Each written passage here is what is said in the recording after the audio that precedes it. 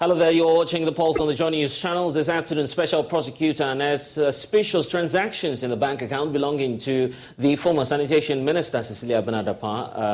As we know that there are some transactions in her brother's bank account, so we'll bring you details as investigations continue into how she continues to send monies from that account, and would also bring you some exclusive details from the special prosecutor's latest effort to actually free suspected tainted properties of Cecilia Dapa, revealing the former minister was making millions through companies belonging to her, but registered with other names. We'll get you the details shortly. Also, Nanapia Mensah Namwan is pleading not guilty to 39 charges in his first appearance at the High Court after his case was reopened by the Attorney General. We have details as he has been granted a bail to the tune of some 500 million Ghana cedis.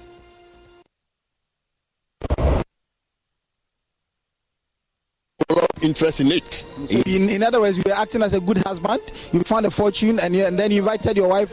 She saw that the husband was progressing, so she wanted to join. I couldn't prevent her. And later in this bulletin, from adversity to triumph, an agribusiness refuses to succumb to the unprecedented challenges of COVID-19. And just stay with us as we bring you this inspiring story of Davis in our Stories of Hope series. That's more we're bringing to you here on the Joy News channel on The Pulse. I'm blessed to the details of our stories coming up shortly. We're on DSTV channel 421, World TV channel 125. The Pulse, as always, is brought to you by Global Communities, Digny Lu, Affordable Safe Sanitation. Don't forget to also join us, for those of you on social media. That's at Joy News on TV and at myjoyonline.com. Joy News is independent, fearless, and credible. We're back with details. Please stay.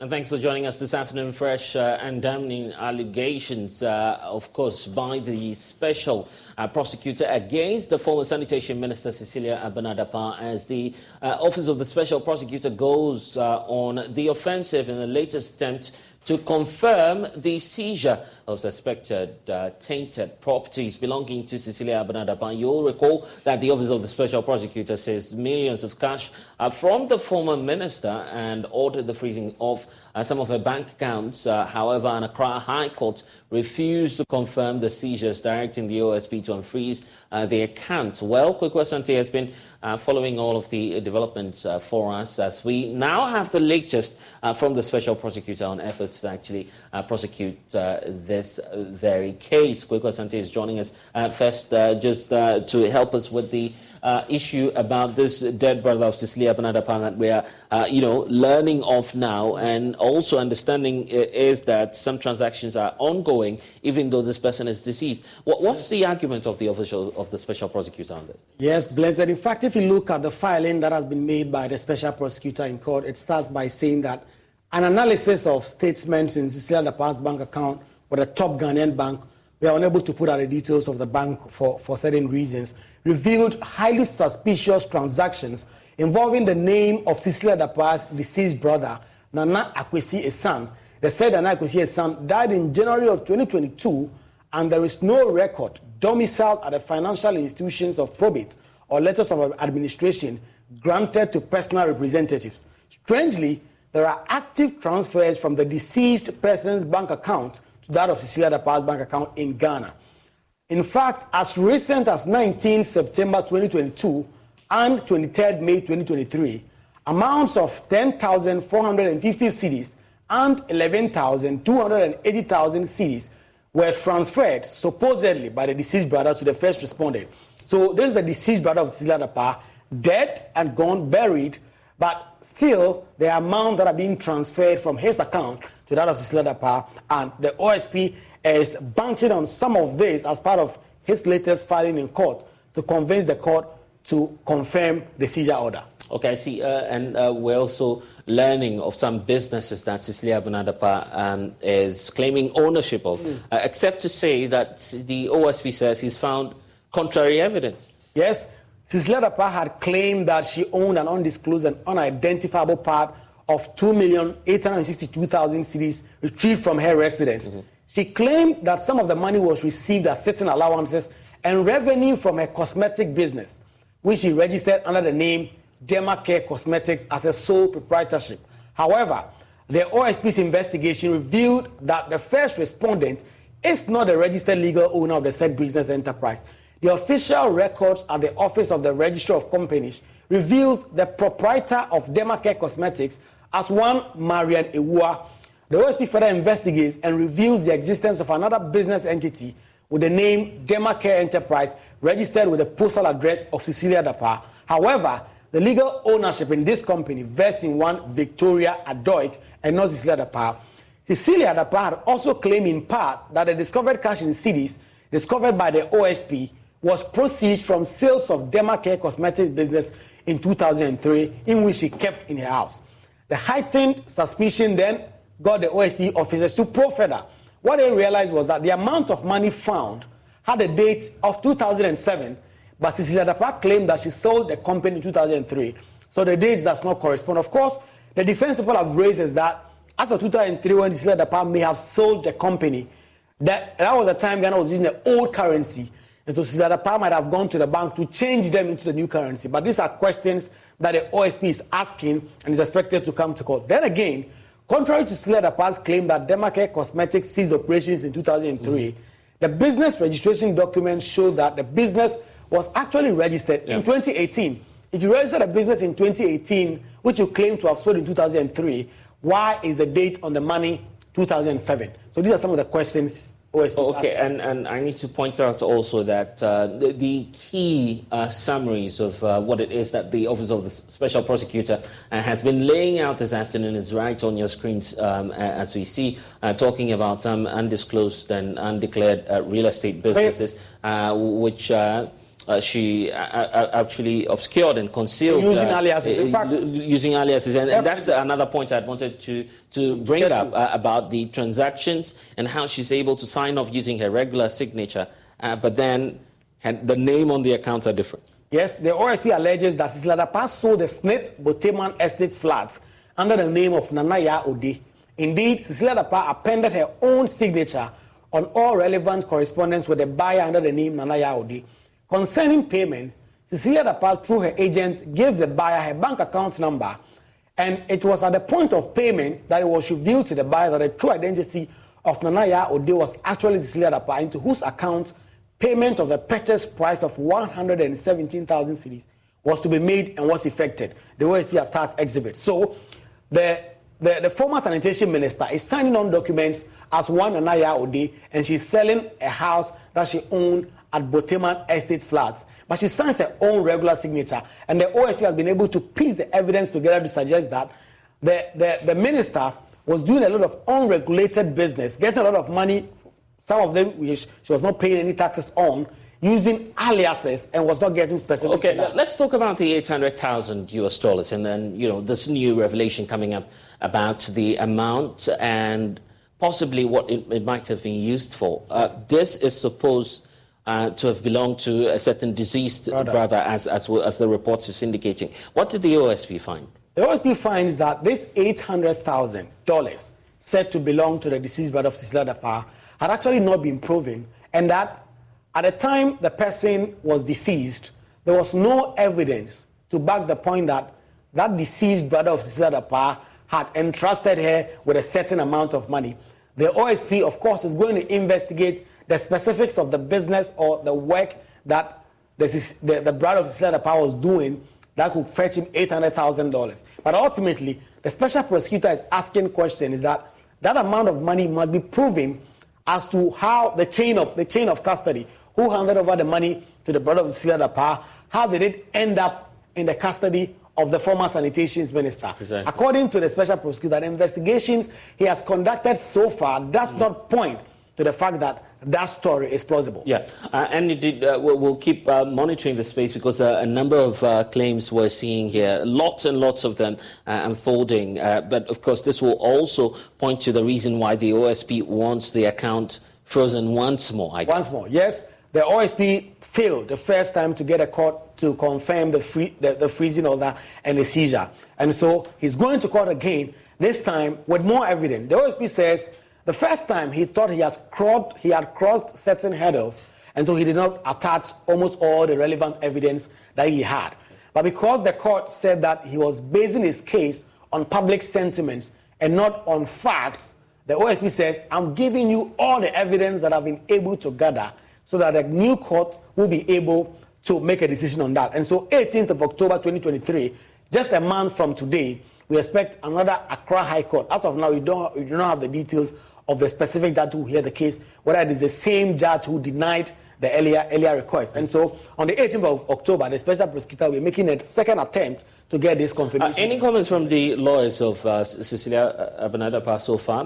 Because the last time concerns were raised by the lawyers of the embattled former sanitation minister. The point was simple, that the calculations, amount of monies we were pointing out to, and the ones the OSP had released to the public was not entirely the case.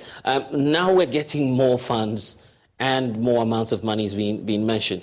How do we reconcile all of that? Well, the lawyers of Cecilia Dapaah are tightened about the situation. Yes. We've been trying to reach them to try and get their comments on these latest allegations that have been made by the special prosecutor. They haven't said anything. But we expect that in the coming days, within the next 2 weeks, the lawyers for Cecilia Dapaah would have to file an affidavit in opposition to this application that have been filed by the special prosecutor in court. It is then that we'll get to hear the side of Cecilia Dapaah.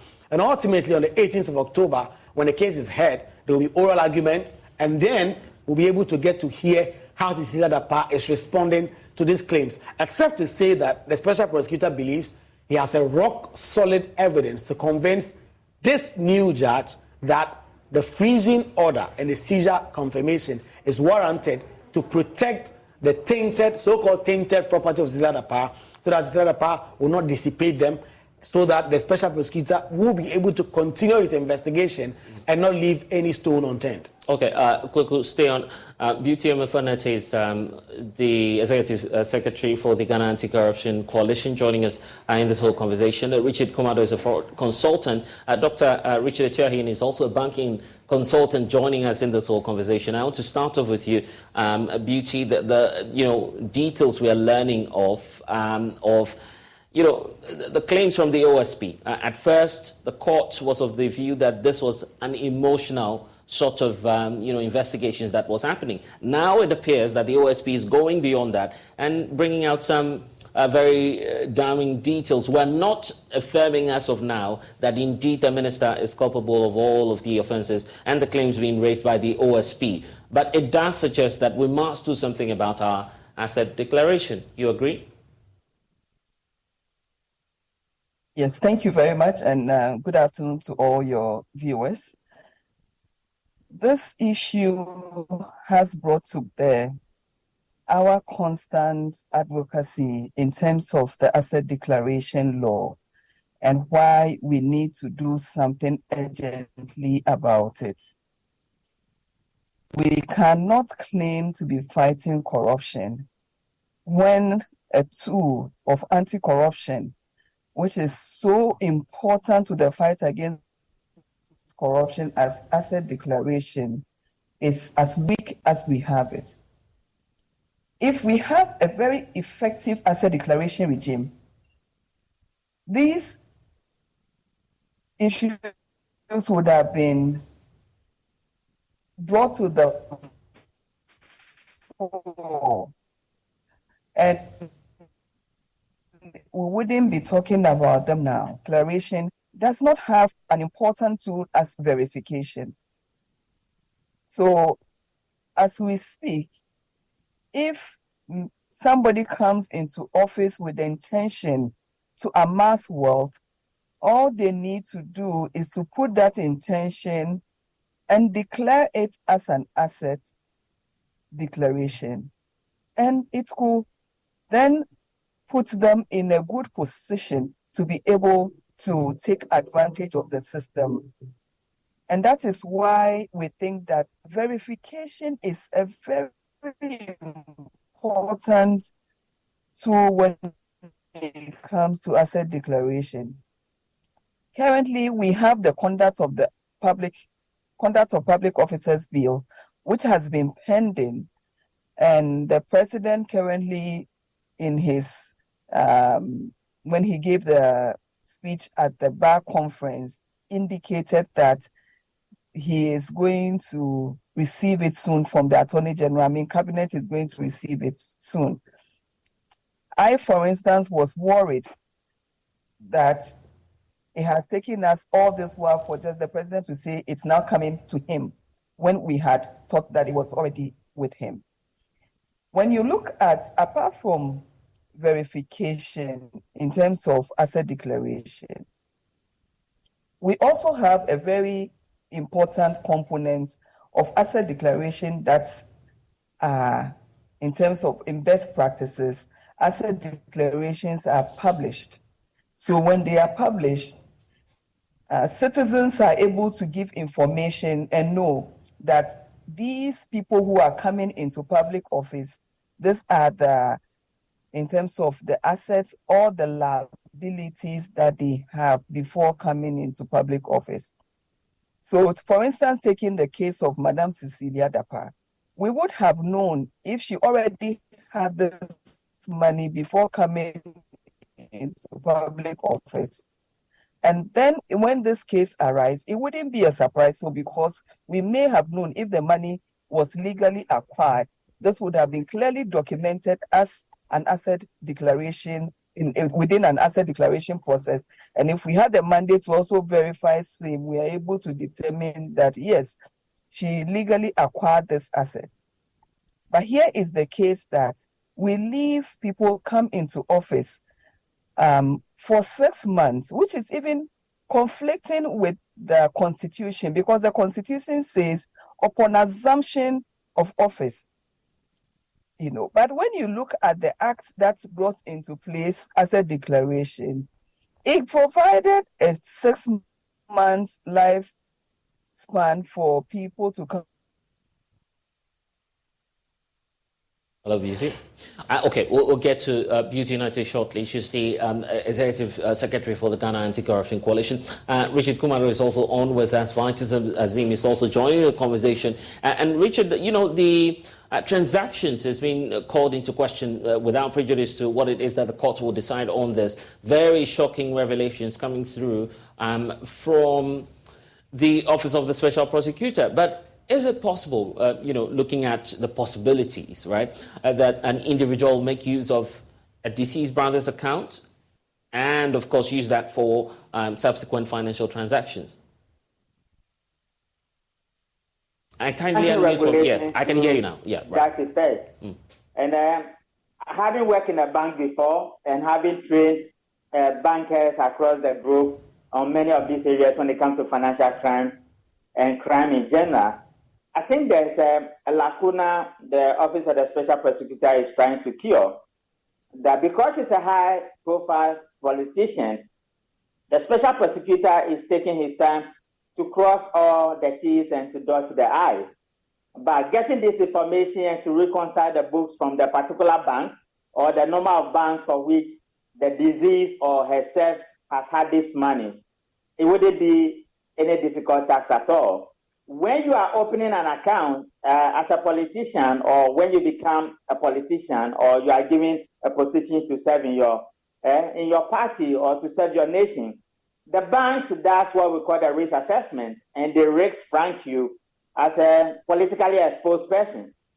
It is the MD of the particular bank that even takes the trouble to perform a compliance function on your account as to inflows and outflows. And any suspicious activity or any unusual transaction on your account would have been franked These details will be with Bank of Ghana. These details will be with FIC, and these details will be with the bank. So if it turns out that she actually has these monies in relation to many of the monies that is being found, the reconciliation will be easier. But blessed, this is the thing in this country. There's no convergence criteria between the financial sector and property administrators in this particular country. When people go to Lands Commission, they usually wouldn't declare properties in their names. It will always go to their relatives or friends or people who front for them. And therefore, those monies that they place into the bank in typical area of money laundering will have little or indirect relationship with the particular suspects that have come under financial crime interest. And that is where investigators will need to go behind the scene and do a little bit of digging. And even that, to follow the proceedings at the court, to link the particular individual to a particular property in line with a particular crime that has been committed, you will need to be a little bit of genius, and you might have been on this job for a very long time. Question about, in the case of Cecilia Abinadapa, how come all of these things have happened, indeed if they have, as the OSP is pointing to, and no detection at all within our system?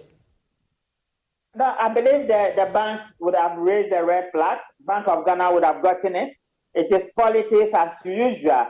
I have followed for the past 28 years. And if you look at the trend, the denominator and the undertone of many of these key politicians and their financial malfeasance are being done on behalf of their parties or particular candidates. And the tone there or the denominator is political party funding, where there are large sums of money coupled with the fact that the economy is a cash-based economy, where financial details are difficult to be recorded and exposed, or in terms of informing third parties of what you have done. But I can bet my last breath that these particular banks have the details. Bank of Ghana has it. FIC will have it. With my area of work in training a preventive crime and financial crime for the past 28 years, most of the compliance officers in this country and most of the guys who work in the banks, including the central bank, in the anti-crime and anti-fraud departments, are people who are trained or people who have direct relationship with me. And I'm glad my dad, Mr. Tuahine, who gave me the opportunity at the banking college since 2009, to be training the bankers on fraud, is on the platform. And he will throw more light on many of the things I'm telling you. There will be no way the transactions will not be recorded. Even the correspondent banks of these particular banks would have franked the banks and they would have paid a heavy bill. I suspect they were raised, but nobody took them seriously until this particular case came up. To Dr. Etiahini at this moment, and Dr. point about financial transactions and some of the laws governing it. Looking at what's happening in the case of Cecilia Abinadapa, as the OSP is reporting to us, this is just a scenario because we are not able to confirm if entirely what it is that the OSP is saying is entirely true, because we need to wait on the courts to look at the facts and to decide. But the possibilities of the breaches, that also is pointing to some of the challenges we have within our banking system, isn't it? We just lost Dr. Etiahini. Vitus Azim is an anti-graft campaigner also joining the conversation. Mr. Azim, issues of corruption up again in the Cecilia Abinadapa case. It's never ending, is it? But for you, where do we pay attention to? On the politician who's often the scapegoat, or the entire system, and trying as much as possible to look at how we can tighten the measures. Look at, for instance, the asset declaration regime that Beauty was talking about earlier, and to ensure that we protect the system.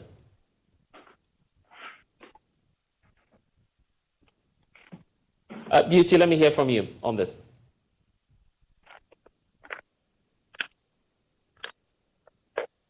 And kindly unmute for us, Beauty.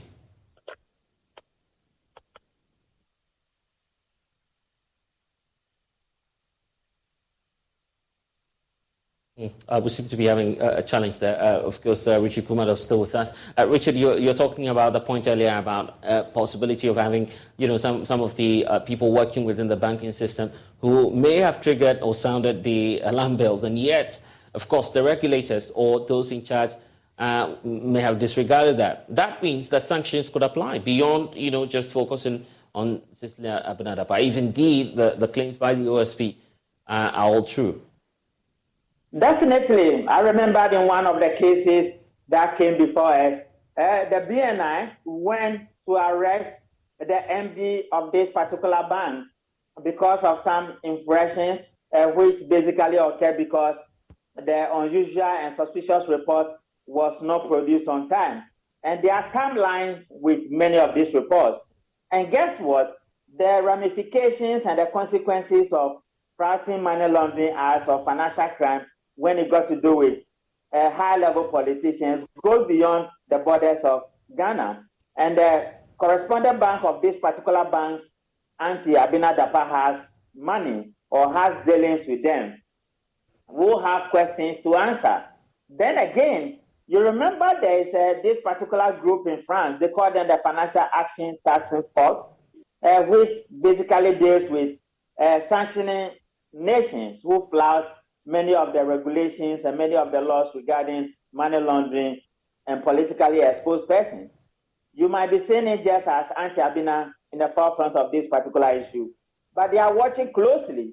And I'm worried that Ghana just came out of the blacklisted list and we are on the watch list again in the gray area.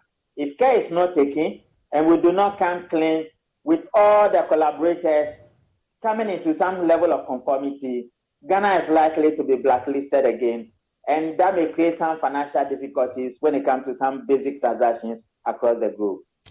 How widespread do you feel this challenge is? No, it is widespread, particularly when the domestic banks are being used. The Nigeria banks are a bit alert, the foreign banks are a bit aggressive, but the Ghana banks are a bit more dominant and domicile because of hand-handedness of politicians behind the scene. I think we will need to look at it again as a nation. Why has politics become an area of fraud or an area of irregularities that leads to many financial malfeasance that has the tendency and the potential of creating a blacklisting of a nation such as Ghana in the area of money laundering and financial crime. And this has been our worry. Brother, you'll be surprised to know that in 1987, the first Financial Act law, anti-money laundering law, was passed. We have amended it twice now, and in the year 2020, we amended it to Act 1044, which means that the loopholes in our Act have always been exploited by frontline key politicians and their business associates, those who front for them. It's creating problems not just for Ghana, but across West Africa and many parts of Africa. What that it also means is that investigative bodies such as OSP, who has law enforcement agency ability, will need to be biting a little bit more if the objective is to succeed and clean up the system, because the way it is now, the red flags and the red herrings are a bit too many for one particular institution to deal with. Okay, Richard, stay on with us. Goku Asante, my colleague, is also, back with us in studio. And of course, Beauty Nate is joining us this time around via phone, having some challenges with lines, Zoom connection there. Beauty, just touch on this point before I bring in Kweku. The issues about the bills, the pieces of legislation that we already have on the conduct of public officers, because you are calling for the laws to be passed in terms of the conduct of public officers bill. However, the argument is being made that we have too many laws sitting on our books.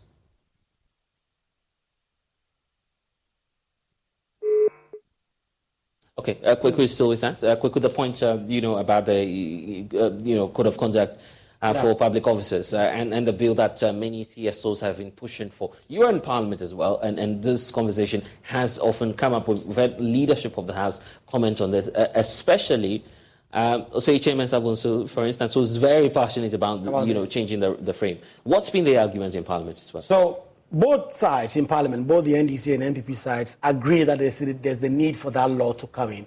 But of course, Parliament is a little bit handicapped because the bill has not emanated yet from the executive arm. The bill is still going through cabinet, and just like you've heard BT Nati say there, the president said at a bar conference that the bill will ultimately come to him. We expect that he will give it some executive approval, and then the Attorney General can lay it before Parliament. The AG has had cause to assure that the expectation is that by the end of this tenure of President Akufo-Addo, that bill would have been passed. And that is the sticking point now. But given how both sides in the House seem to agree that we can pass this and we need to pass this, we expect that as soon as this bill comes, it will probably go through a certificate of urgency, a kind of urgency that Parliament attached to the passage of the Right to Information Law. We expect same to be done with this law. And when it comes to the reception from the MPs themselves, because this issue about the defaulters mostly being politically exposed persons has come up, and the need also to go further and to have commitment from them. The fact that the concerns that it's not coming through. We're not seeing the politicians give us that posture enough that indeed they're particular about passing the bill. Definitely, indeed, the Speaker of Parliament himself recently at a lecture in the Western region said that the reason why this law is not going through is because politicians are the most affected by the law. They would have to comply, and some of them do not want that, and that is why this bill is being frustrated. The fear that is being shared by many is that even if this bill comes through Parliament, by the time it gets there, it would have been watered down so much that it would have literally no effect. And that is the concern of members of Parliament and people who mean well and are asking for this law. And so, whilst this is yet to come, there's this largely concern that the politicians may be paying lip service, coming out every now and then and saying that they are really supportive of any calls to pass this law. But are they really in support of this? If there is almost a political agreement on both sides, why is this bill in cabinet? Why is it not coming through Parliament? And those are the concerns that people are sharing, that by the time this comes to Parliament, this bill will be just like a toothless bulldog. Okay, Yusuf Nate, the way forward and what you expect from Parliament as they resume from recess?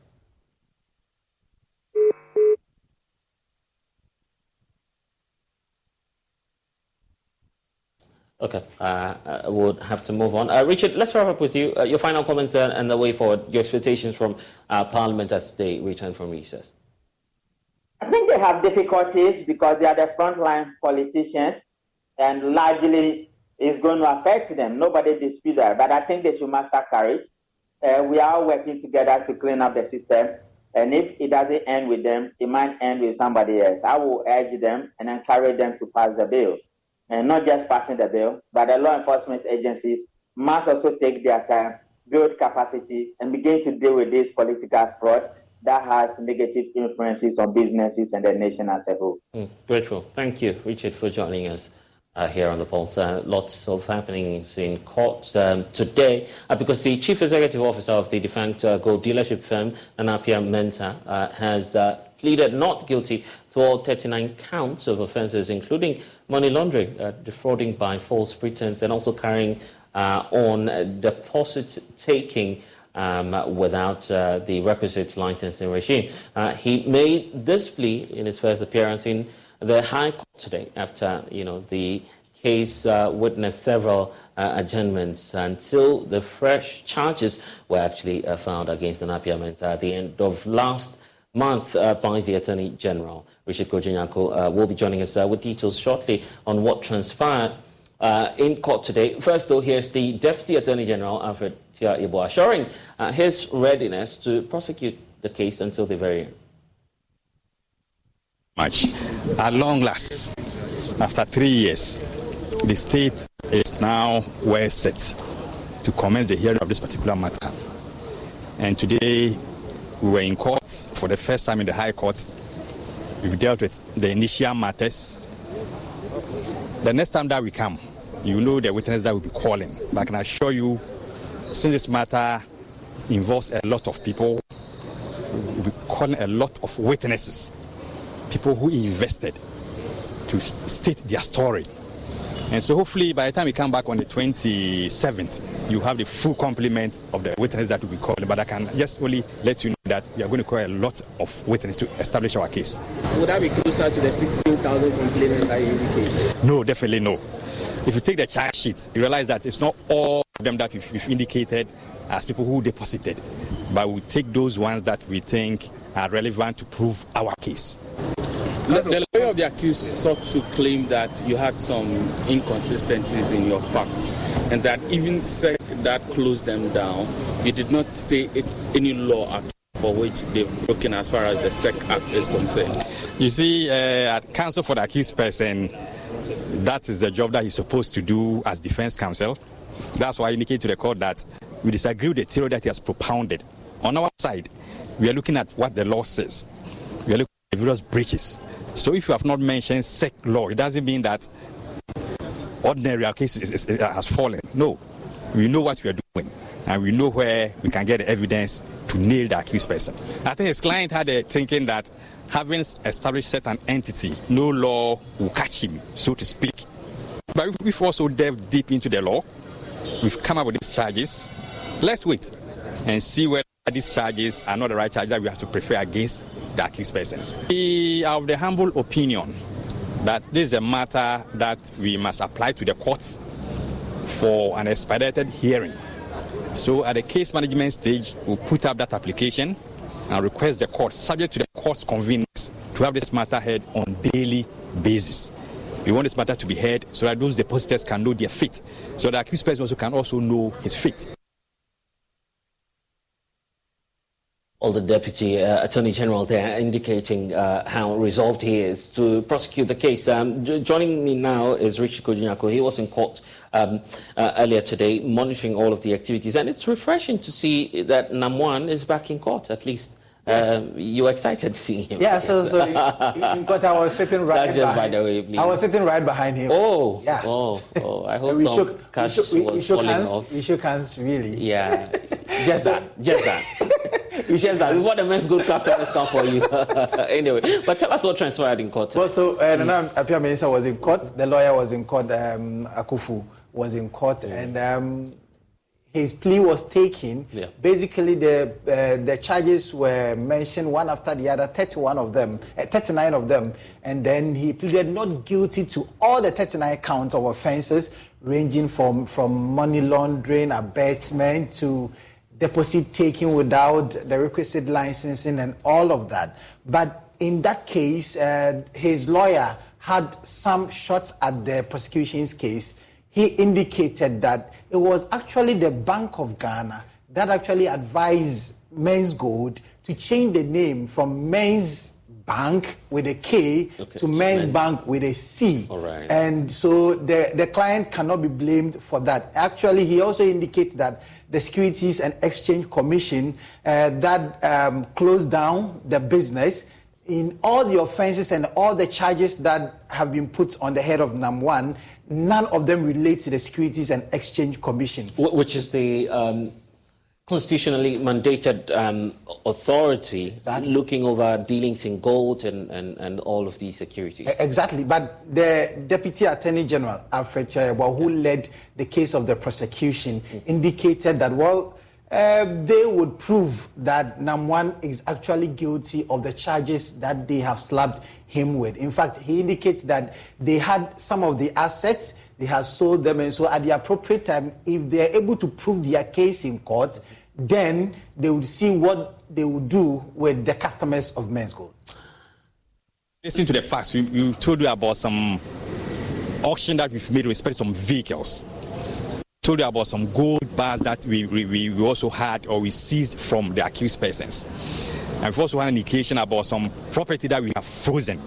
We are looking at all these properties. In the fullness of time, we know the extent to which we can also use the proceeds to cushion the depositors. But for now, we've not been able to prove the case against the accused person, as you know.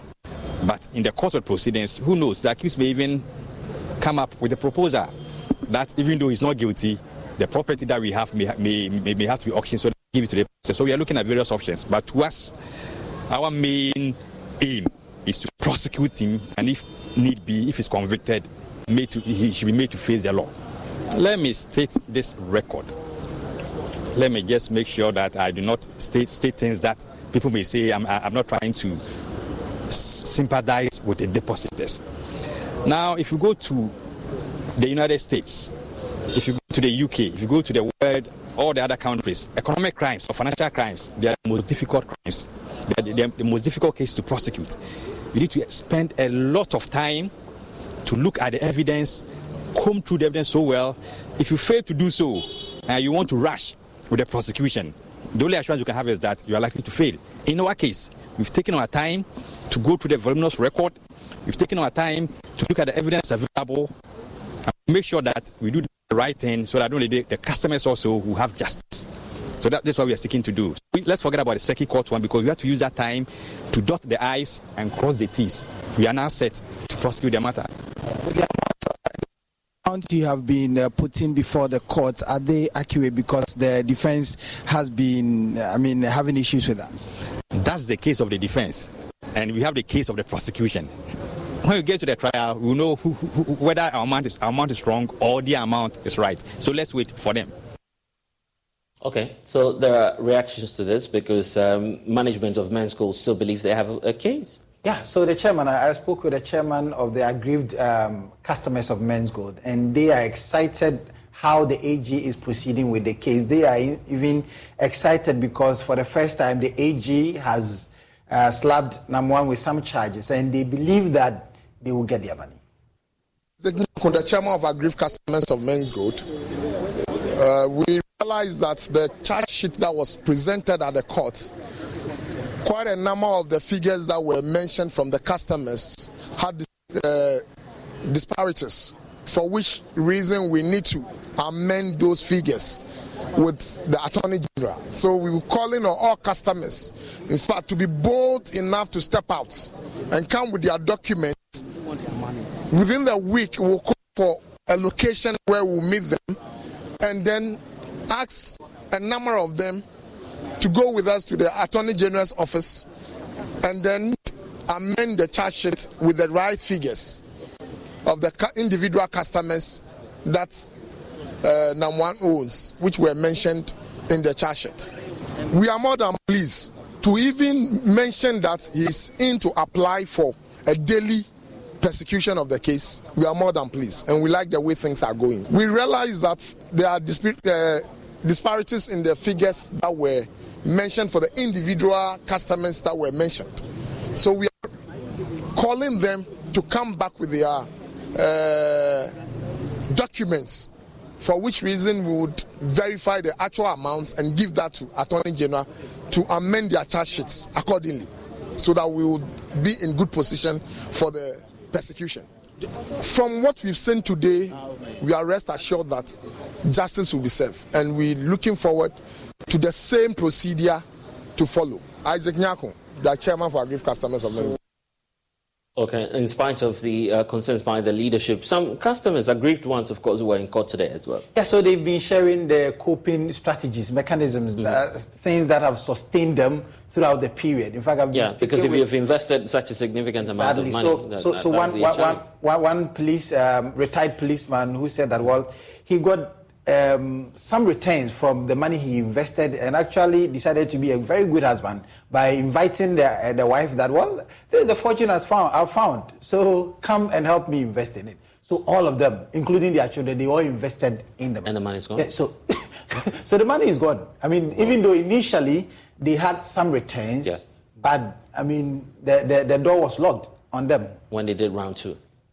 Exactly. Yeah. So you see, when he was enjoying, he decided that I will not enjoy alone, because the wife said, my husband has been enjoying, so let me join my husband. And so the wife joined, and then the door got locked. Okay. They've been sharing. And we'll listen to them shortly. The point about even Namwan himself, you know, the first time appearing in court and knowing that this is going to be possibly, if the court agrees, a daily hearing.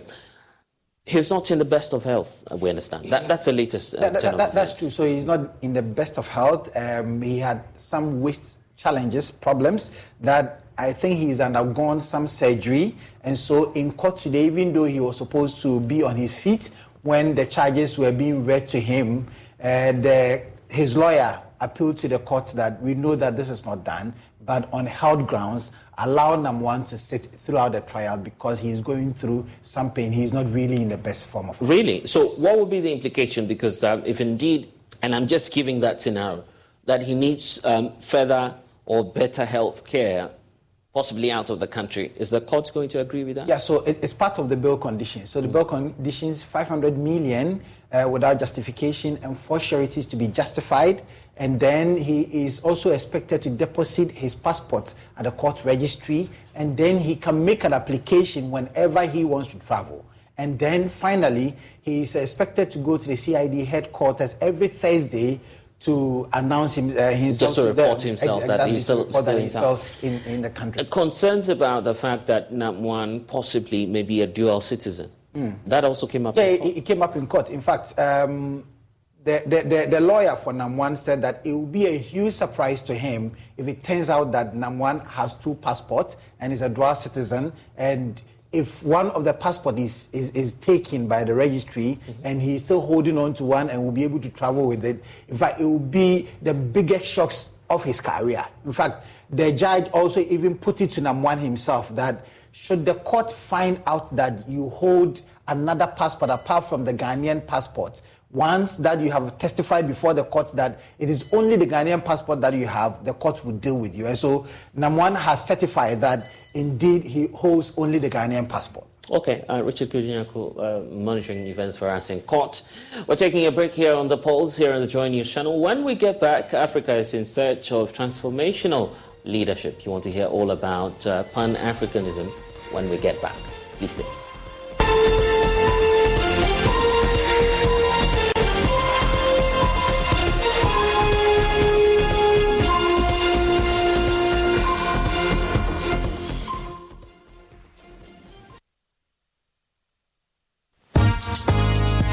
The voters registration exercise 2023 is here with us now. The Electoral Commission is making preparations for voters registration exercise from 12 September to 2nd October 2023 to enable citizens who have turned 18 years or persons who have not previously registered to visit the EC office in their district and register as a voter ahead of the upcoming district level elections 2023.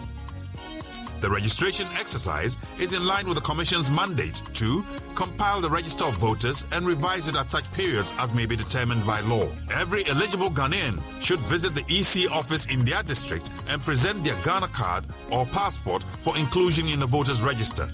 Applicants who do not have a Ghana card or passport are required to bring 2 persons who are already registered voters to guarantee their registration. Do not register again if you have lost your voter ID card. Replacement of voter ID cards will start from 3rd October 2023 after the registration exercise. Transfer of votes will also be done from 3rd October to 9th October 2023. It is a criminal offense for a guarantor to guarantee for more than 10 people, non-Ghanaians and persons who are not 18 years of age. Guarantors who violate this provision will be prosecuted. The voters' registration exercise is part of efforts to ensure credible, transparent, and peaceful elections in Ghana. Register to vote. Your vote is your power. The voters' registration exercise 2023 is here with us now. Smile, Look lively, okay? Smile, smile.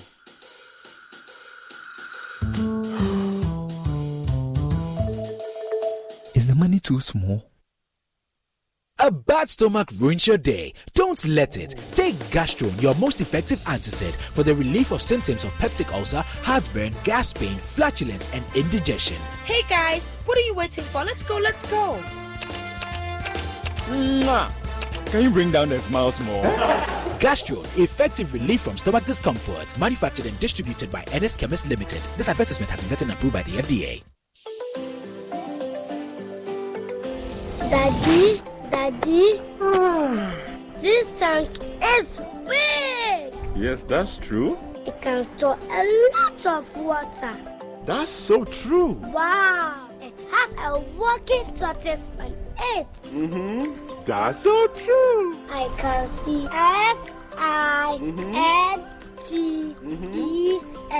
Sintex. That is so true, my daughter. When it falls down, it will spoil. Oh. That's not true. But why? Hey! Syntex was the first to introduce double-layer tanks in Ghana. Syntex again was the first to introduce white inner layers in Ghana. Syntex gives you the biggest warranty, 7 years. No matter your water needs, Syntex is the answer. Syntex tank. Are you strong? Are you tough? Hello, my name is Abeku Agri Santana. If there's anything that makes my life so easy, it is my bank. I love hanging out with my boys at our usual fufu joint. But even without cash, we still dey chop better with EcoBank Mobile. No matter the time of day, my bank helps me stay in touch with my beautiful wife whenever she's away. And when my beautiful wife is in town, she never misses out on her favorite TV shows because I'm able to pay up all my TV subscriptions from the comfort of my mobile phone. Whenever she has to get groceries too, my bank makes it cashless and convenient. And the part my wife loves the most is when my bank makes it possible and easy for her to shop from any part of the world without moving. Welcome to the smart world of EcoBank. Download EcoBank Mobile from Google Play Store or the App Store and discover the smart way to bank. EcoBank, the Pan-African Bank.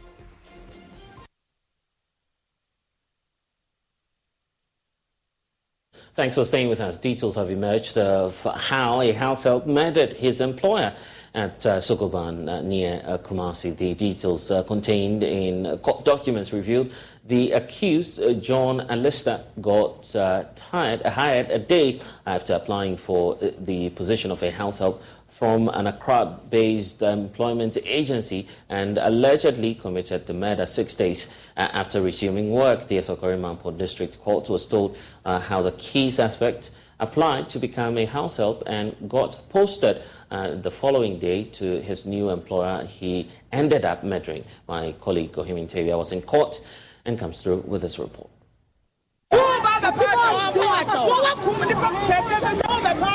Alistair applied for work on September 4, 2023 and resumed work the following day, assigned to the woman he allegedly murdered in Kumasi. On September 11, 2023, at about 11 a.m., moments after the deceased had prepared fufu which she enjoyed with the accused, she was stabbed in the stomach, hit several times on the head and face with a club. The accused is said to have taken advantage of the absence of the 11-year-old daughter of his madam, who had gone to school. According to police, Alistair, after committing the act, invited the second and third accused persons, that is James Anoche and Juan Collins, to the home of the deceased and bolted with a Kia Sportage vehicle with registration GS 307-21, Samsung mobile phone, rice, cooking oil and other valuable items. They then escaped to Accra, made contact with Biggie, a fourth accomplice who is at large, to sell the vehicle to Christian Obu, the fifth accomplice who is also at large. Alistair, after the sale of his madam's Kia Sportage vehicle, used some of the proceeds to buy a Toyota Vitz car with registration number GS 3107-23. Whilst the second, third and fourth accomplices were being pursued, the fifth accused person abandoned the Kia Sportage vehicle at Oyibi police station and bolted. Following a report to the police, the crime scene management team discovered the body of the late Stella Osei, also known as Princess Efia Ahinkai, in the garage. Are you struggling to lose weight and keep it off? Tired of wasting time and money on starvation diets that lead to more frustration and stress? If there was a weight loss solution that could actually work for you, would you try it? Then head to Golo.com. I'm Steve. I lost 138 pounds in 9 months on Golo. I'm Amber. I've lost 128 pounds with Golo Taking Release. If you're ready to take back control of your life, head to Golo.com now and see how Golo can work for you. That's Golo.com. My sleep is way better. My inflammation has gone way down. Golo saved my life. I was way overweight. That's what sent me down the path. I wanted to make sure and live for my kid. I have literally tried everything. I was on the verge of getting gastric bypass surgery, and I saw the Golo commercial, and it was the last thing I tried because it worked. Join over 2 million people who have found a better way to lose weight with Golo. Your healthier and happier life begins at Golo.com. That's GOLO.com. Again, GOLO.com. Of her Apostle home, a blood-stained club believed to have been used by the accused person to murder the woman was also discovered at the crime scene on Tuesday, 12 September 2023. A police intelligence-led operation led to the arrest of the first and second accused persons in their hideouts in Accra on September 14, 2023. The two were then escorted to face trial in Kumasi.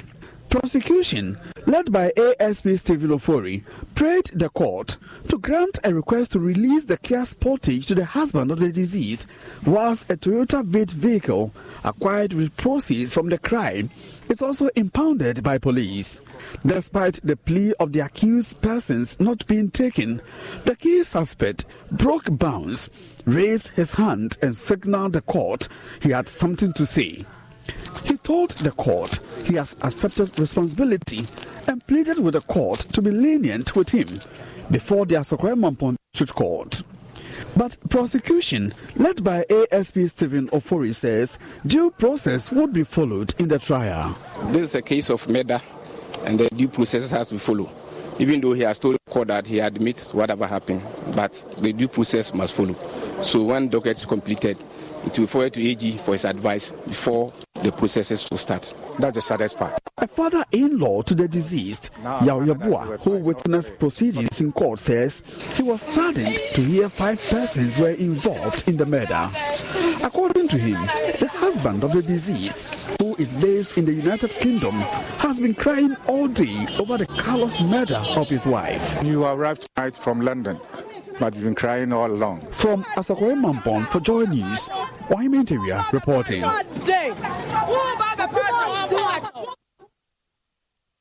And dozens of commuters for the second day running are still stranded at Sola Bole Highway following the torrential rains in the area that broke the banks of the Dolly River. The only option for the stranded commuters are 2 canoes that can ferry them from one end to the other at a fare of some 10 Ghana cedis, excluding luggages and their charges. Upper West Regional Correspondent Rafiq Salam, who travelled to the area, reports that there is some spontaneous increase in transport fares as passengers who wish to travel along the route need to do a detour of an extra 200 kilometers to reach their destinations. The 12-hour Sunday rain came in torrents. Its intensity has never been seen in the enclave for decades. The effect is catastrophic and of monumental proportion. The Dolly River, that has not been desilted for over 2 decades, broke its banks as a result of the violent floods and cut the highway into 2 equal halves. Millions of commuters got stranded on both sides of the highway. The well-compacted gravel-sealed bitumen was completely washed off, leaving only the skeleton of the concrete bridge. There was no human casualties, but farms closer to the waterways were destroyed. Passengers wishing to continue their journey only have one option: 2 canoes to ferry them from one end to the other at 10 Ghana cedis, excluding luggage charges. I'm carrying my load. What I'm going to do is business to eat with my mother and my brothers. So it's very difficult to cross. So where's the vehicle for you to pass with? No vehicle. We are using just some small ship to cross to Bole. A ship from where to where? Bole. Ship? Where's the ship? There is no ship there. However, if you are faint-hearted and have phobia for the water that is about the size of half a football field, you have to take a detour of about 200 kilometers from either Sola through Fufusu Junction and Tachiman or the vice versa. Communication lines were also destroyed by the floods. And so this is the fiber cable, and they are also trying to retrieve the cable to enable them to restore the lines of these communication services here. So you can see that one of them is from Maza. Tell me, what's your name? I'm Emmanuel Baberi. Okay, what are you doing now? We are trying to restore the link. This link has affected so many sites. So yesterday we were here, but we couldn't restore it due to the water content. It's today that we came back and we have access to the cable, and we are now trying to lay the cable across so that we do temporary work and later on we come and do the normal work. Savannah Regional Minister Said Jibril Mwazu, accompanied by his opposite number from the Upper West region, Dr. Hafiz Bin Sali, visited the affected area to get first-hand information with a view to fixing it. Somewhere in 1993, and since then we've been doing spot improvements on the road, but the major works have not been done. But so far we've seen that the level of destruction is something that we have to take seriously, and also to make sure that we get the road more travel very, very soon. Ourselves, but even before coming here, we had made contacts with the road minister, the chief director, the chief executive of the Ghana Highway Authority to ensure that we get a speedy remedy to what has happened. The Upper West region is severely hit.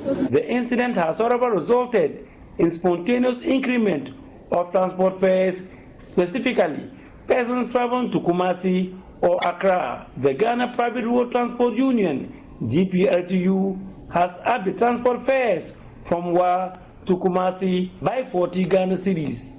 Alaji Nuhu Mahama is the Senior Industrial Relations Officer of the Upper West branch of the GPLTU, and he defends the increment. In fact, we have added 40 Ghana cedis to the 140, making it 180 Ghana cedis. Don't you think that is too high a price? In fact, we are very, very sympathetic with our transport, our traveling public.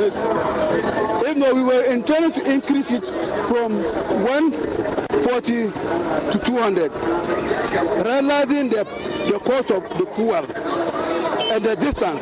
But we said we have to be very sympathetic with them, so we reduced it to 40 instead of 50. For the VIP buses traveling to Accra, they have only done an increment of 20 Ghana cedis.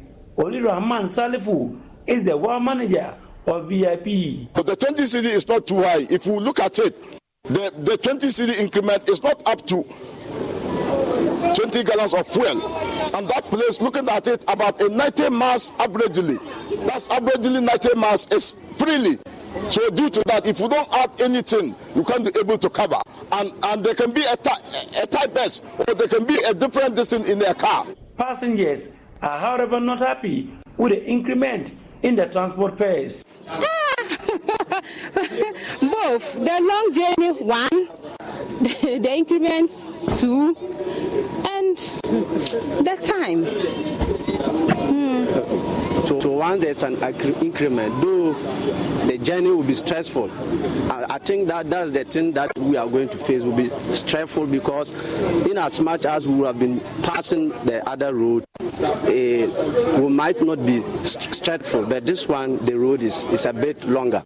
From the look of things, it appears the highways will not be fixed permanently in the next few days.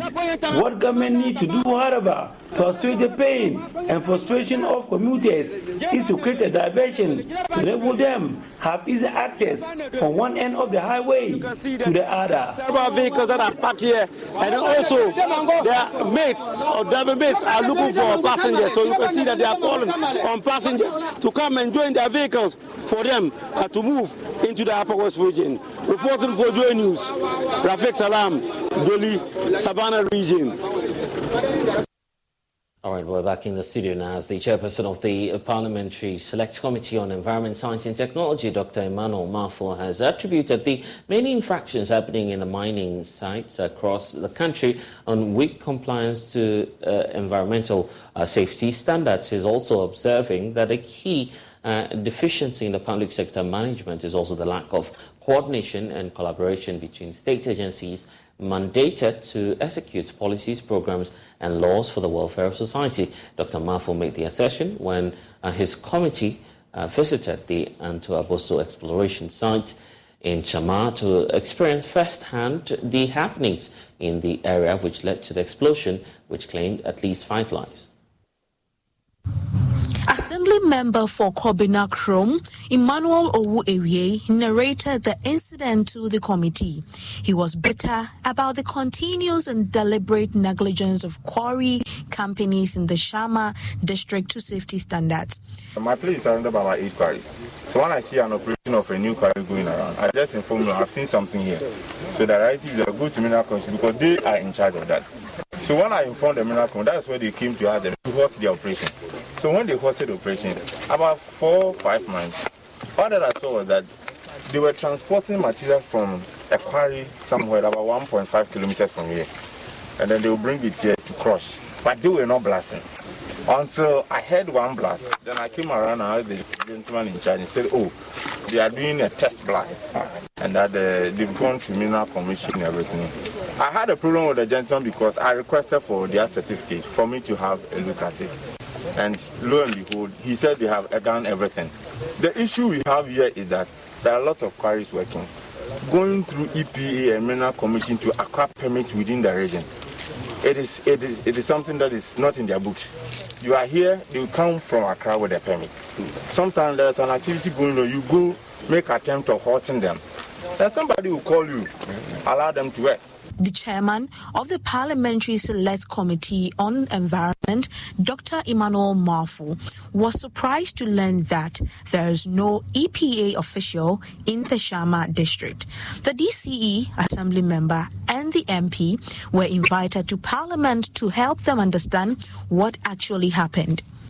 We decided to come around and to have a look for ourselves and investigate and see what caused the problem and whether there was some negligence on the part of environmental inspectors or whether the environmental safety standards that should accompany operations like this were observed or were neglected.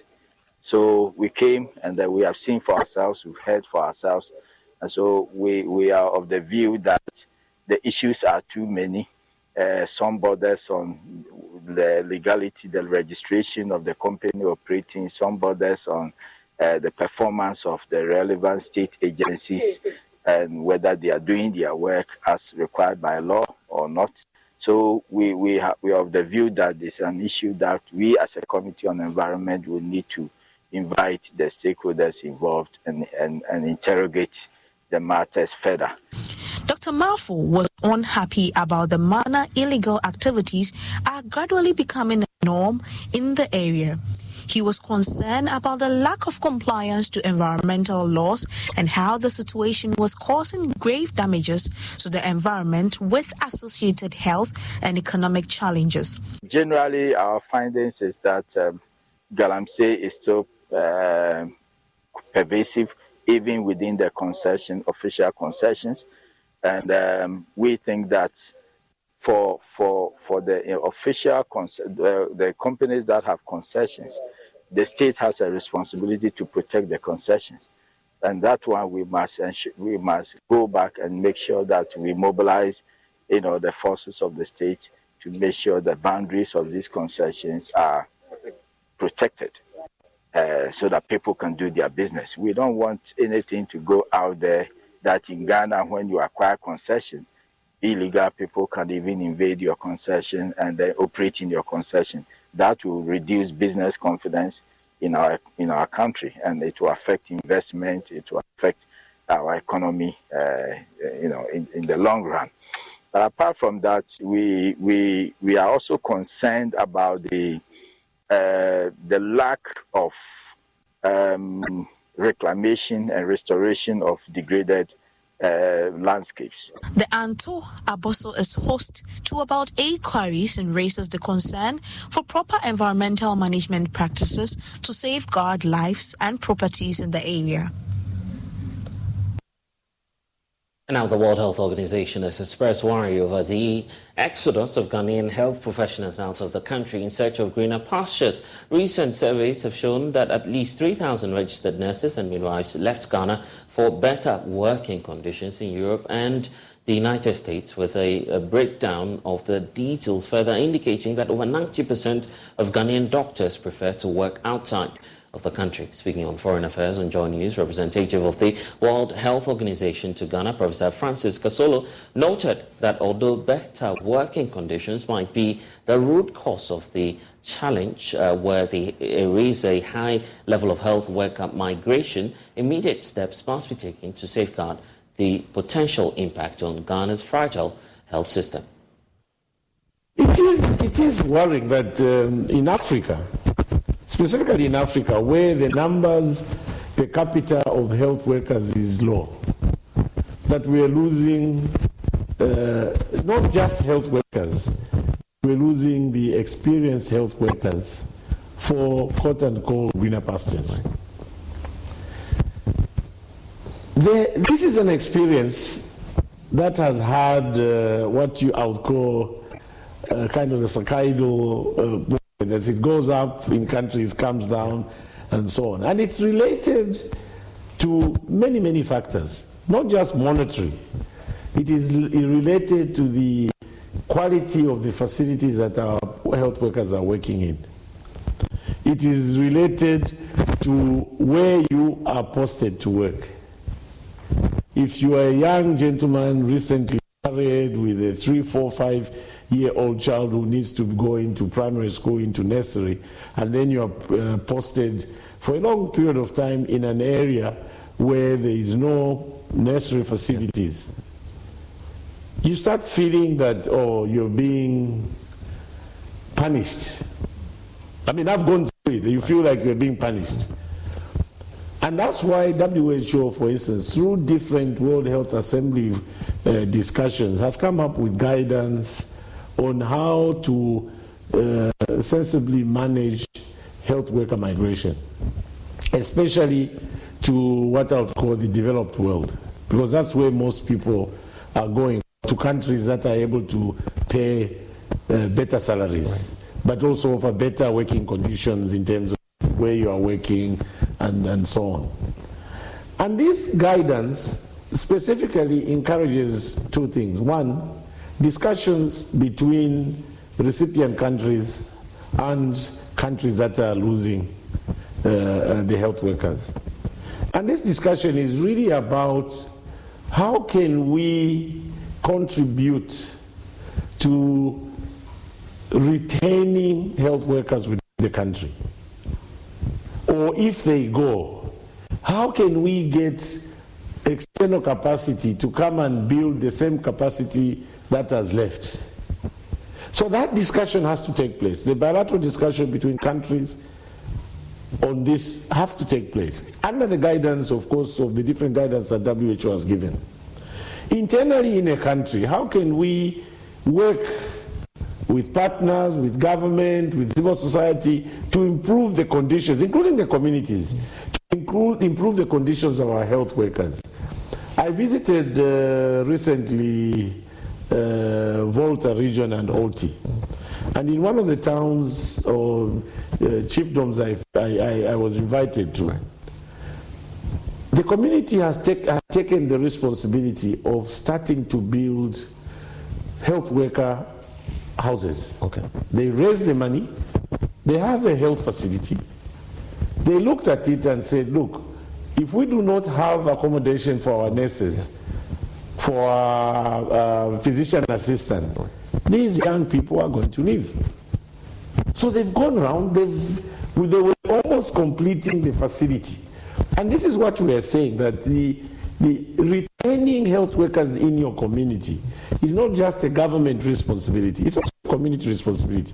I would want to have as near to me as possible a health facility, so that when I have malaria, I know I can be taken there and there's a health worker to treat me. So it's a combined effort of trying to retain the health workers, but at the same time also giving incentives.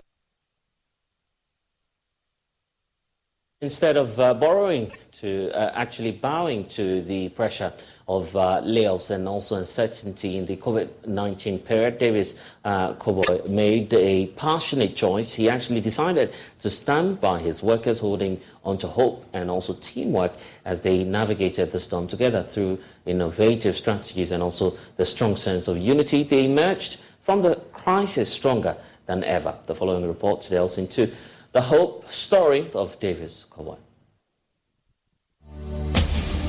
The higher you build your barriers, the taller I become. The farther you take my rights away, the faster. In the agribusiness sector, Davis Koboy is a name synonymous with exporting quality produce, including mangoes, rice, and yams to the UK, the US, various European nations, and more recently, Russia. He was the national best farmer in 2009 and has won several other accolades in his field. Agric is a business. You don't just produce to feed the society. It's demand driven. So I go out, and because it's a business, we have managers who scout. You go out to look, know, to eavesdrop, and know what exactly the market is looking for. And if you chance on companies who are interested, you go and discuss and negotiate and strike a deal. Davis is one of 22 children. Born to a prominent chief in Somanya in the eastern region, he developed the wit and grit for entrepreneurship at an early age. Grew up in Accra, Koforidua, because I was attending school in Accra, North Kaneshie, born and bred in North Kaneshie.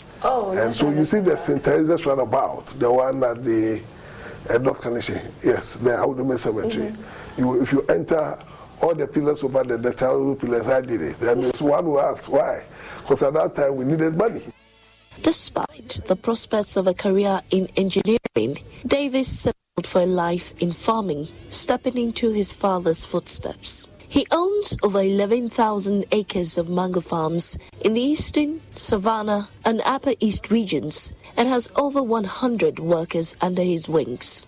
Basically, we produce mangoes for exports and also for the domestic market. We supply to Blue Skies and HPW. When you go to the north, we have another wing there. When you go to the north, we are no more Cotton Webbling, we are Mango City. Mango City because we felt, look, that is where the land is, so we are creating a whole city with mangoes. In Navrongo, we have 10,000 acres land, but we've been able to develop just 1,000 for mangoes, but we do maize and sorghum there. Daboya, we have 10,000 acres now, we've developed 2,000 acres plus, and we do maize and sorghum there too. Work was running smoothly until the COVID-19 pandemic struck, bringing with it unprecedented challenges.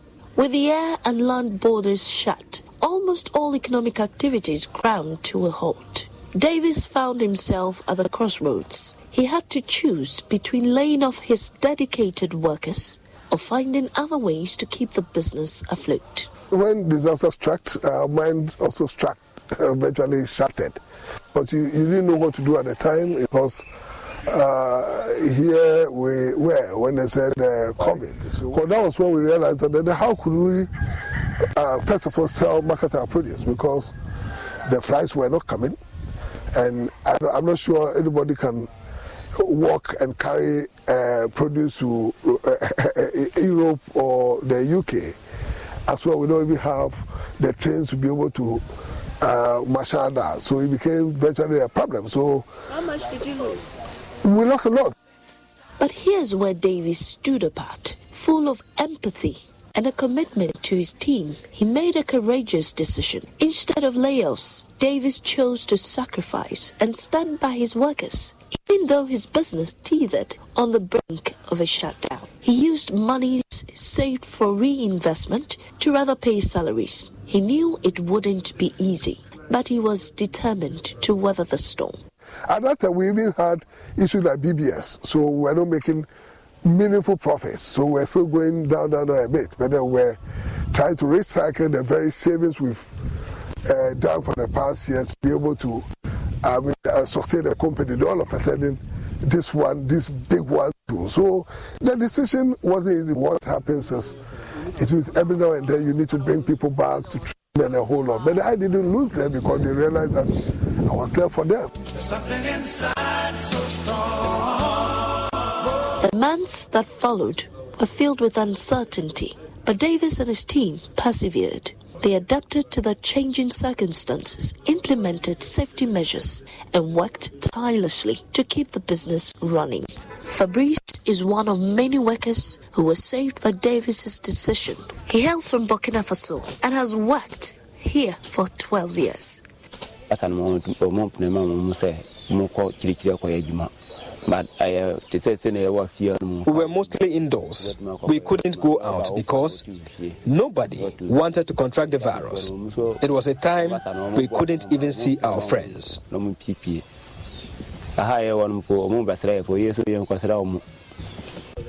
Today, he is lucky to still have a steady income to be able to take care of his wife and son. At the peak of the pandemic, he protected us. He ensured we were well fed and provided for us a constant flow of medicines for our upkeep. He really took good care of us. For me, employing them, making sure that they can put 3 square meals on a table for their family and extended family, that affects positive impact on the extended family, I'm fulfilled. Yes, because human face, you couldn't have it. In the face of adversity, Davis exemplified resilience and compassion. In the toughest of times, he held on to hope for a better time. There's something inside so strong. What an inspiration there. You're watching the Pulse on the Joy News channel. When we get back, we'll talk about Pressure Group Fix the Country. The group is announcing a new plan to embarking on a series of protests here in Accra. We'll tell you about it. Please stay.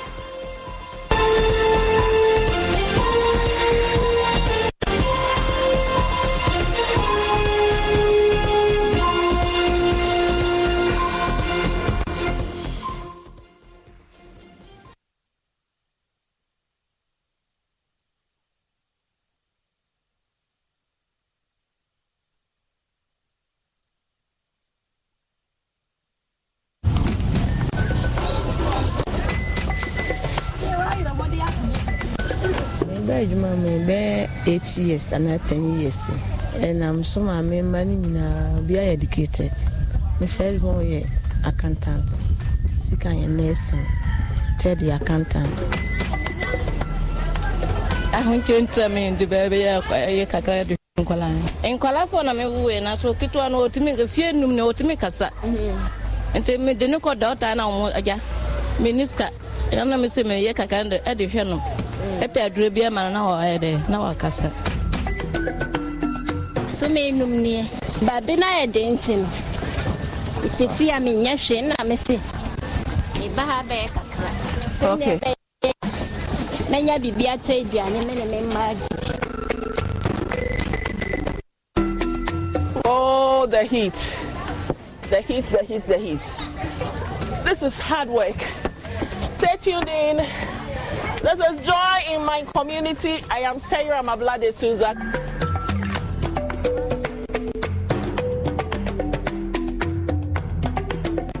I used to prepare food for my husband to work all the time. And then this shuttle business all came about when a colleague of my husband decided to asked me to be preparing this sauce for them. It never started as shuttle.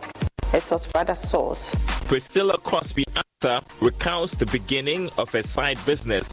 Yes, side business, because this was never meant to be one. Priscilla just enjoyed to cook, and she was fulfilled when others enjoyed her meals, especially her sauces. Upon some convincing, Priscilla decided to go commercial.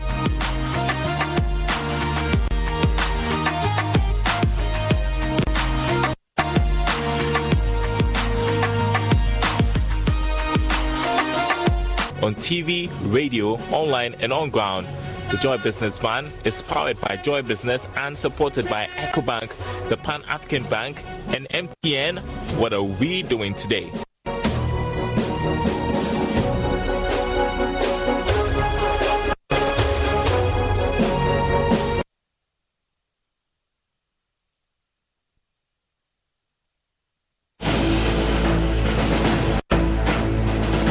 In a nation where the power distributor is highly indebted, a sinister syndicate lurks in the shadows as greed infiltrates the heart of Ghana's power supply.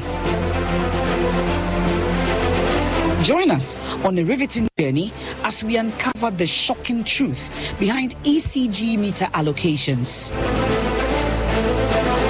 Corruption, deceit, and betrayal. It's a tale that will leave you asking why. This thing is a big moral responsibility and values fight.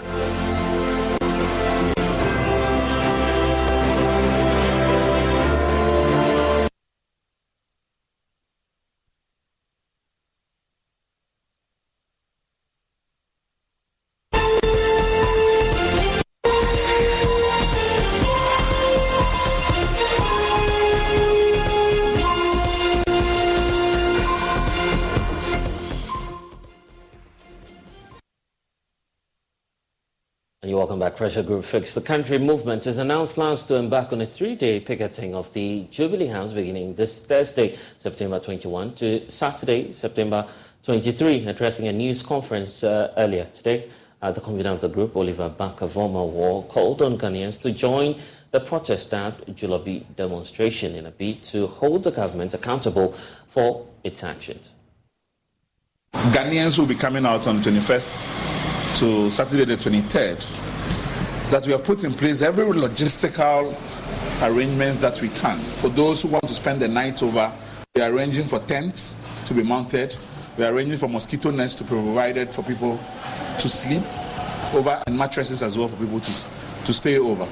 The idea is to occupy the space for 3 days continuous. So it's not open in the morning, close and go home and come. If you feel like you need to go and refresh yourselves, you're entitled to refresh, to clean up and come back again. It's open to you. But we want to occupy that space and own that space for the 3 days that we're going to be there for the entirety of the event. We also have on standby a team of lawyers who are providing legal support where the need be for any person who would need legal support during the period. Now I want to emphasize this as clearly as I can. We are engaged in what is a peaceful demonstration. The freedom of assembly and the right to protest is constitutionally guaranteed to every citizen. This is an activity that we take on, the right we are exercising solemnly, and reminder of where we have gotten to as a society. It is not an invitation for chaos. And I know that some of the conversations around Jubilee House and anything which demands accountability, particularly because we are under a regime that has weaponized fear. That so much fear has been weaponized that anybody feels that if they are exercising their rights, they're going to come under attack. I assure you, for as long as our comrades are alive, so for as long as our resolve is settled, we will make sure that every person who is coming there will be protected. We're putting together volunteer marshals who are going to provide protection and security to everybody and organize and help orderly control of everybody there. For some more updates as and when we have it. Now, close to 3,000 residents of Hinsan in the Ashanti region can conveniently and freely access healthcare delivery after benefiting from the free mass registration under the National Health Insurance Scheme. The exercise organized by the Sokoban Municipal Office of the National Health Insurance Authority is expected to increase membership onto the scheme as the country works towards universal health coverage. There's more in this report. Mariama Yakubu, an 80-year-old woman, has in the past year suffered an ailment to her leg, a medical challenge that has depleted her coffers owing to her failure to access subsidized health care through the Health Insurance Initiative. 5 million. Today, she's part of the 3,000 residents of Ahinsan benefiting from a free mass registration of the National Health Insurance Scheme. The exercise was conducted in 40 districts in 11 regions of the country, with the Ashanti region specifically hosting 4 districts, including Ofenso, Bosomtwe, Etrimakwawoma, KMA, and Insuta.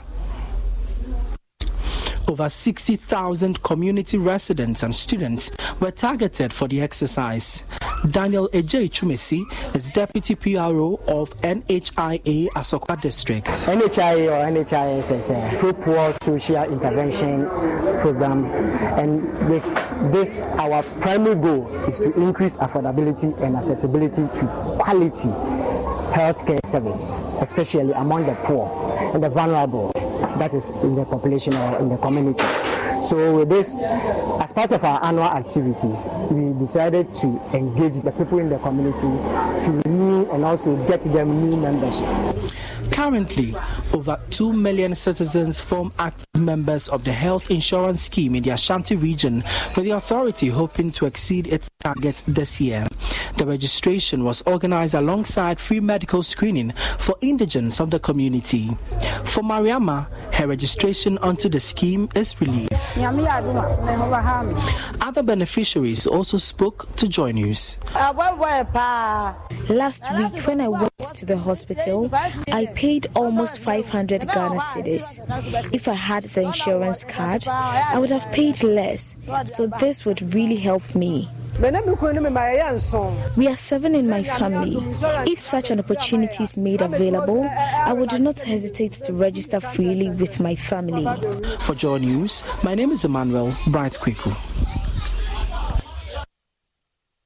And Professor of Finance at the University of Ghana, Professor Godfred Bokpin, has lashed out at government over its reluctance to cut down on expenditure. Even in the face of severe economic crisis, the conversation has come up again after the Finance Ministry extended an invitation to bondholders who did not take part in the previous domestic debt exchange program to submit their bonds by Friday for another round of restructuring. Government is targeting a total of some 12.9 billion cedis in this restructuring window. Speaking on PM Express last night, Professor Bokpin expressed concern over government's bloated expenditure. Government is still spending as though there is no debt crisis. Okay, government is still living a lifestyle that suggests that it's a harvest time. If you look at our approach towards our elections and all of that, it tells you that really, this approach of royals versus subjects being creditors can be treated anyhow, anyway, and all of that, I think it's not good for nation building. It's not good for building your own financial markets. And because you see, if you look at the approach government is adopting, clearly, there's very less value actually placed on consultation and recognizing creditors as important stakeholders in all of this. And therefore, it didn't matter much if government didn't even consult those people before even coming out with this reopening and all of that, when they had been exempted and all of that. One would have thought that after such a painful process, we'll be moving quite quickly to bring a closure to this whole domestic debt exchange so that the country can build forward better and inclusively, right? Because you need to generate trust, okay, in your financial system. And so it's a bit concerning the way we are going. Professor Bokpin also noted that the lack of consolidated front by the various bondholders to undertake a comprehensive negotiation is the reason the bondholders are unable to reach better terms with government.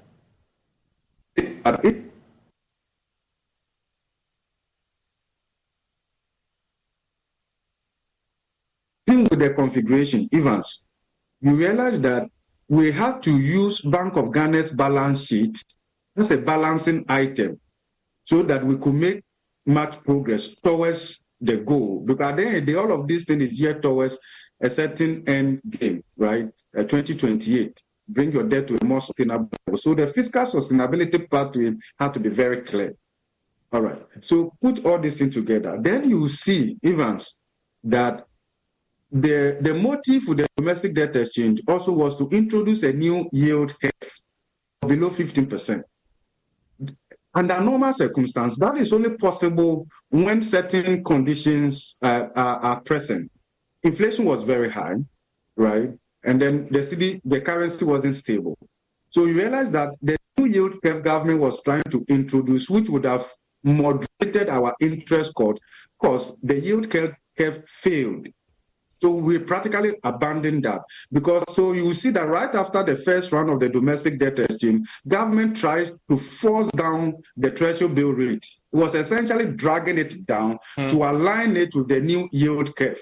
Now, but because of where inflation was and also because of the fiscal gap, that didn't work. So now you see that the savings that government had made with whatever risk that we had done, when you do the analysis, you see that even the rising treasury bill cost is almost offsetting that. We are almost getting to the point of zero-sum game, right? With no fees or minimums and no overdraft fees, banking with Capital One is the easiest decision in the history of decisions. Kind of like choosing Derek Jeter as the pinch hitter for your baseball team. Jeter, you're in. We need a home run. I'll give it a try. I've swung a bat once or twice. That's out of here. Yep, even easier than that. With no fees or minimums and no overdraft fees, is it even a decision? That's banking reimagined. What's in your wallet? Terms apply. See CapitalOne.com/bank for details. Capital One NA, member FDIC. So if you put all these things together, it tells you that even though government made some progress, government didn't get exactly what they wanted. Now, so if there's any opportunity, right? If there's any opportunity through administrative reopening for government to see if they could rope in those who didn't tender, government will grab that with both hands. But let me come here before I end my first submission. We are in this situation also because domestic bondholders failed themselves. Why am I saying so? It would have been better, and we have said this much earlier, form a domestic creditor committee. Then you are able to look at all these things holistically, both from the fiscal side, from structural adjustment, structural reform, what savings can be made, and then also from debt restructuring. So in the case of Ghana, everybody went in solely to protect themselves and to see what they could get. And at the end, through divide and rule and all of that, this is what has brought us. Chief Executive Officer of the Ghana Association of Banks, John Ewa, has been explaining why there's not a united front. I can tell you efforts were made in that direction. The unfortunate thing is that for a creditor forum to be successful, you must align interest. Interest must be aligned. We had an unfortunate situation where, as banks, we knew what was at stake, particularly at that time when the negotiations started and the discussions that we had and the kind of gap that had been opened up to us. The information that we did not know before. And therefore, we decided that in order to help in the solution side of things, we would rather work with government to have a deal that perhaps is not too good for us, but that saves the country as well. So it was a problem of alignment of objectives. We had a group that said we want to be completely exempt. And then we had a group that said, okay, we know there's a problem. And we are a significant holder. If we on radio also saying we want to be, when we know that clearly we want to work with government to have, we are a significant holder. If we on radio also saying we want to be, when we know that clearly we want to work with government to have